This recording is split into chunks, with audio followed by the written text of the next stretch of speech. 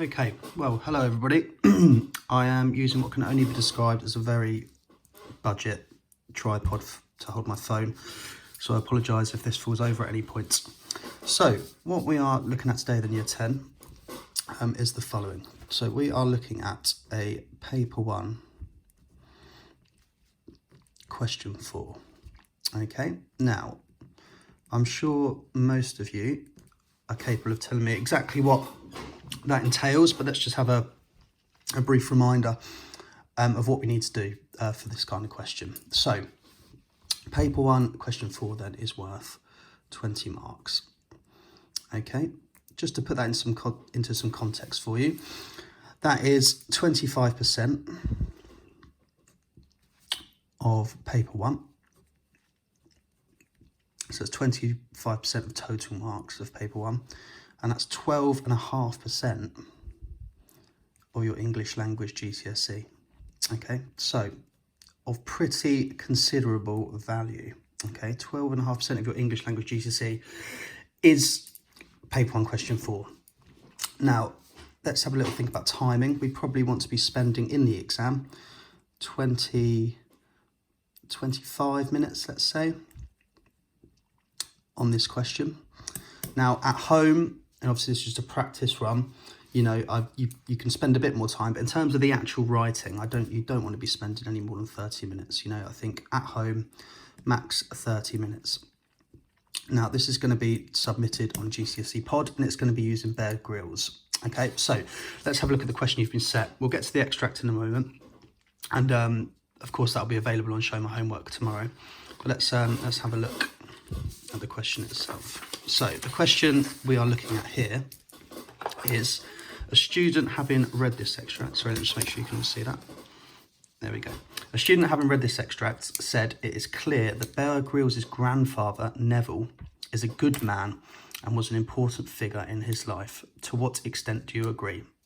So that statement is asking you to look at two things, isn't it? Okay, and this will often be the case in a paper 1 question 4. There will often be two parts of the statement which you'll need to look at.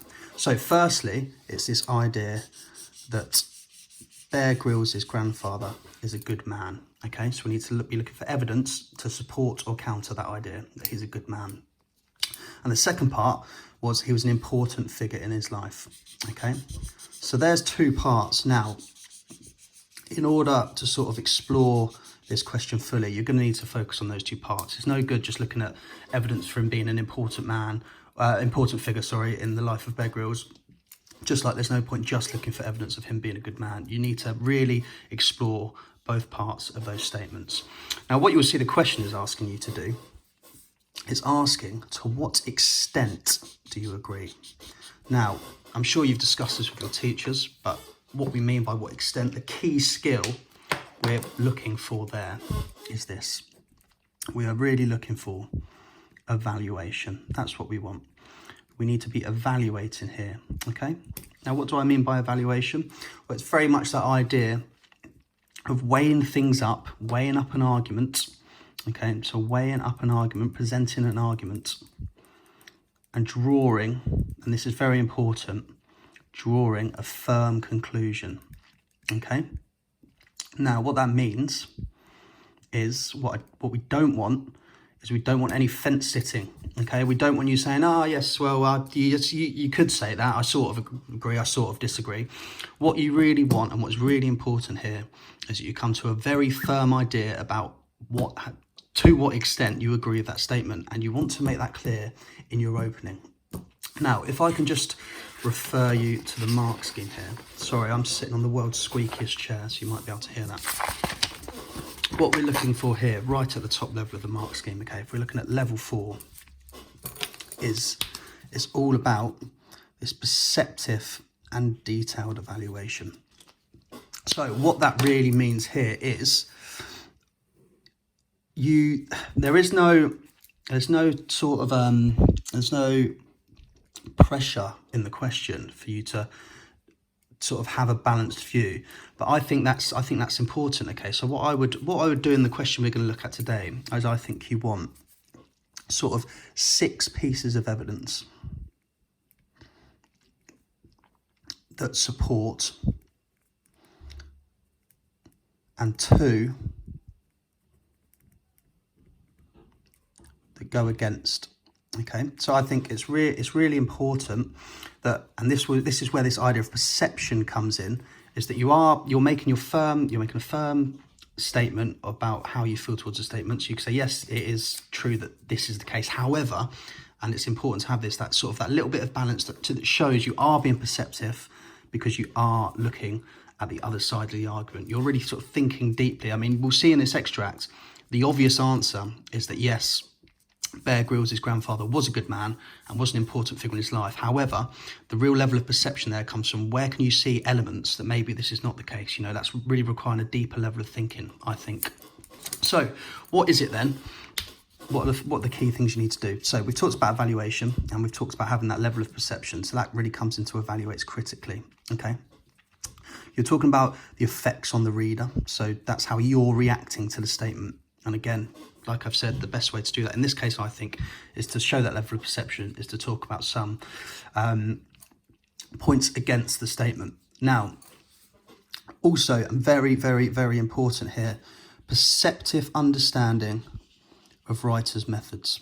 Okay, now you should all be shouting at me what methods are, but just as a reminder, these are literary devices. So they might be language techniques that are being used. It might be structural techniques. Okay, there's no pressure here just to analyze language. You can analyze the structure as well. Okay, it's not specifically a language or structure question, but you do need to look at writers' methods. Okay, so how is the writer presenting this view to you? Okay, what methods are they using? So that is, of course, identifying the method and using Chris Rice in order to formulate reader response. Okay, so language and structural techniques are using Chris Rice in order to formulate a reader response. You're going to need a judicious range of textual detail. What that's asking you for is your quotations, okay, your evidence. What is your evidence? Okay, this is evidence. And like I've said up here, I think really you want 8 pieces of well-analysed evidence in this question, 20 marks. If we think about how much we might use on an 8 marker, we're sort of talking about 4 on an 8 marker language question, 4 pieces of evidence that are well-analysed. I think here you want 8 pieces of evidence that are well-analysed. Okay, and then finally the bullet point here, it says, develops a convincing and critical response to the focus of the statement. Okay, so that is all about your line of argument. Okay, don't be wishy-washy, like I'm sitting on the fence here. You want to be really focused, and I want to be able to read your responses unchanged the whole way through. You've presented me this argument, let's see it in action, back it up. Okay, so that's the mark scheme. I'll put a copy of this on a PowerPoint for you all. Let's get to the extract. Okay, so we're just going to do a couple of bits together here, and then you can find some on your own. But we'll find a couple of bits of evidence to start with. So here, let's read a little bit. So the other great thing about the island was that my grandpa Neville lived barely 400 yards away from our house. I remember him as one of the greatest examples of a man I have ever known, and I loved him dearly. Now, let's think here. So I remember him as one of the greatest examples.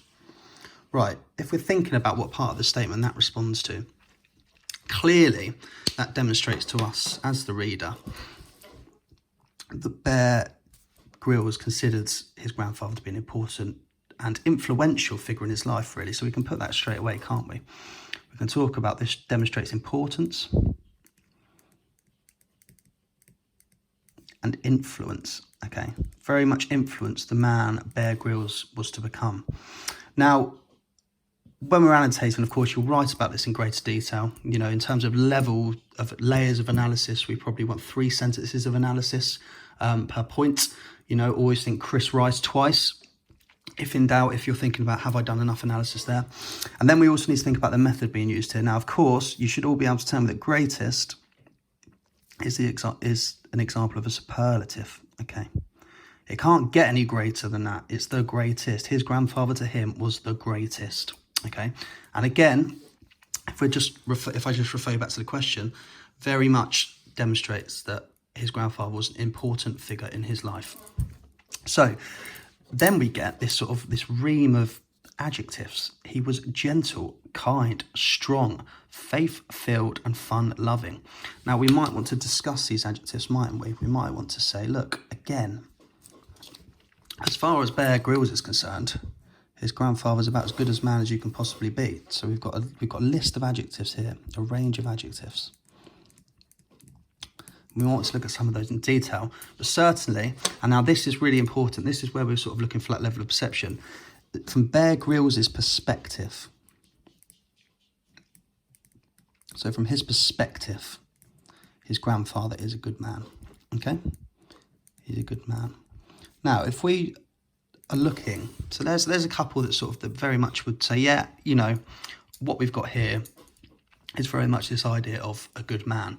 But what is really important now, this is where the real sort of, I think, the top marks, when you're critically evaluating, this is where this is going to come in. Because if I can just refer you to the second page that you're going to look at to annotate.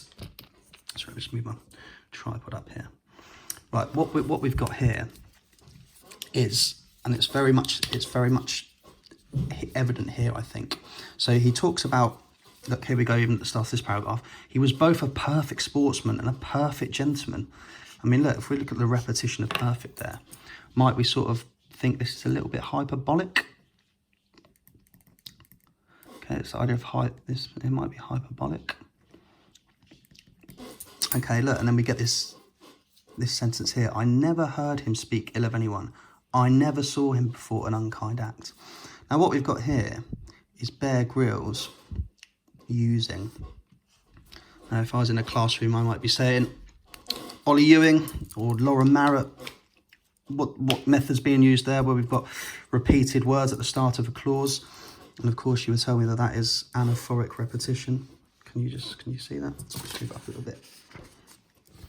Okay, the key point here is, and this is where your critical evaluation comes in, your perceptive evaluation.